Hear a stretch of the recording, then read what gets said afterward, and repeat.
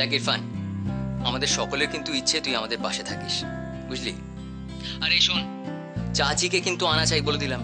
আম্মু আম্মু তো দেশের বাড়িতে, আমি একাই আসবো। ও তা বেশ, তুই নিজেই আসিস। আর শোন, বলছিলাম কি, তোকে কি আবার ফোন করে মনে করিয়ে দিতে হবে, নাকি তোর এই চোর পুলিশ খেলা শেষ হলে নিজে থেকেই আসবি? পুলিশের সাথে ইয়ার কি হচ্ছে? হ্যাঁ,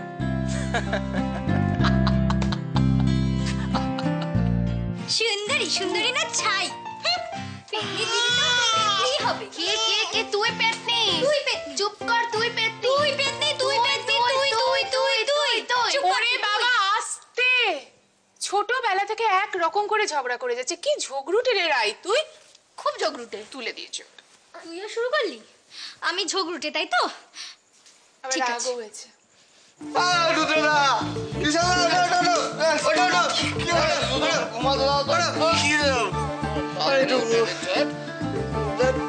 কি? ঠিক আছে, তোমাদের যত ইচ্ছা তোমরা ঘুমাও, তোমাদের চা রইলো, আমি যাচ্ছি। রাগ করো না। আসলে এদের দোষ না, দেখো না মেজদি সত্যি এদের উপর খুব টর্চার করেছে, সহ্য করতে পারে না, ছোট মানুষ। এই তো রাই, তুমি ঠিক সময় চলে এসেছো।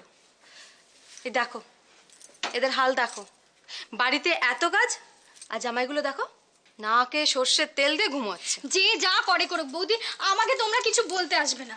আমি এ বাড়ির কেউ না, আমার কোনো দাম নেই, আমি তো শুধু ফেলনা। বাবা এই তো গ্লাসের জলে হবে না। কৃষ্ণদা ফায়ার ব্রিগেড ডাকতে হবে, বৌদি ফায়ার ব্রিগেড ডাকো।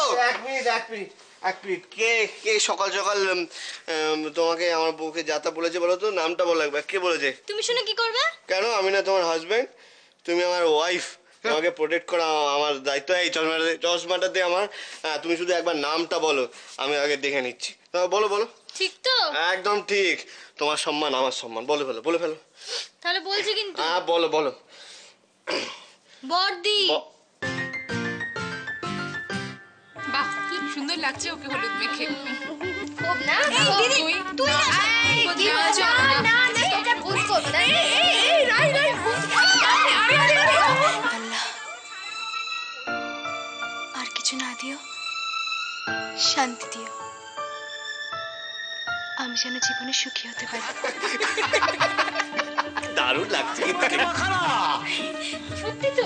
কাকিমা কোথায়? বাবা এখন থেকেই ওনার কথা ভাবা হচ্ছে? এই বন্ধুটা তো এখনো রয়েছে, এই বন্ধুটার কথা একটু ভাবো। কি নিয়ে তো বিয়ে, দারুণ মজা। আর এই ছেলেটা সকাল থেকে খেটে তো রোগা হয়ে গেল।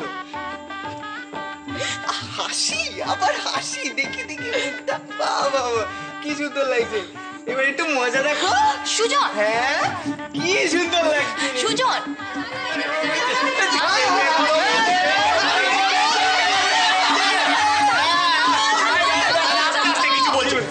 সুজন, তুমি আমাকে বাঁচাবে না?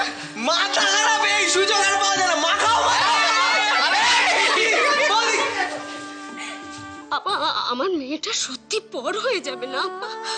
ওভাবে বলো না, সন্তান কোনোদিন পর হয় না মমতাজ। কপাল, এই ছোট ভাইটা খেটে মরছে আর বড়টা এখানে দাঁড়িয়ে নেতাদের মতো বক্তৃতা দিচ্ছে। কপাল ছাড়া হয় না এসব, বুঝলি? এই দাদা দেখবি, আমি এর পরের জন্মে তোর দাদা হবো, তখন দেখবি। পরের জন্মে যেটা হবে সেটা তখন দেখবো। এখন তুই একটা কাজ কর, আমায় বল যে ওদিকটা কি হলো, কোনে কি রেডি হয়েছে? কোনে ও রেডি হয়েছে, আমি দেখবো। হ্যাঁ কোনে রেডি হয়েছে আমি দেখবো। এই যে মাটিটা এখানে পড়ে রয়েছে, খেয়াল করিসনি? একেবারে মা লক্ষ্মীর মতো লাগছে। তবে কি জানিস জয়, সাজটা দেখে ওই কি নেই মনে হচ্ছে খালি।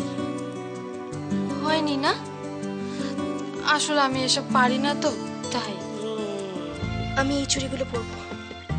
সে কি বেটা? মেজানুর যেগুলো পাঠিয়েছে সেগুলোই তো আজ পড়তে হবে না। আমি সুজন অনেক শখ করে এগুলো আমার জন্য কিনে এনেছে, এগুলোর সঙ্গে ওর শুভেচ্ছা মিশে আছে। তোমার মতো একজন বন্ধুর যে আমার এখন খুব দরকার সুজন, যে মুস্কানকে বোঝে,